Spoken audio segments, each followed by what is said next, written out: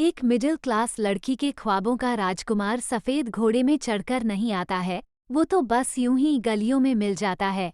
मैं एक अनाथ लड़की थी, अनाथालय में पली बड़ी थी।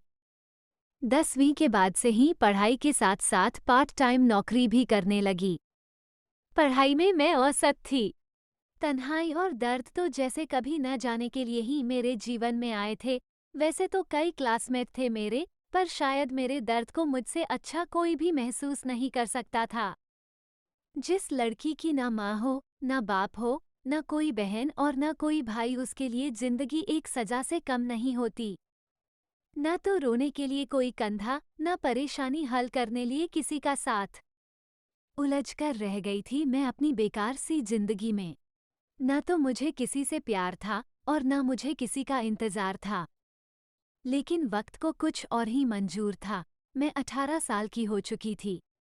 आगे की पढ़ाई करने मुझे दूसरे शहर में जाना पड़ा और साथ ही मैं पार्ट टाइम जॉब भी करने लगी।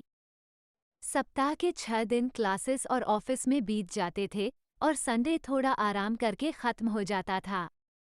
खुद के लिए तो समय ही नहीं मिलता था मुझे।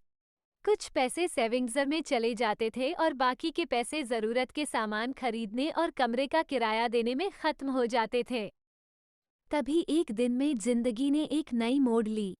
मेरे घर के बगल में रहने एक नया पड़ोसी आया। वैसे तो मैंने पहले उसे नोटिस नहीं किया, लेकिन धीरे धीरे मैं उसे नोटिस करने लगी। मेरे घर से बाहर जाते वक्त और वापस घर आते समय वो अक्सर छत पर टहलता हुआ मिल जाता था। अगले भाग के लिए हमारे चैनल को सब्सक्राइब करें।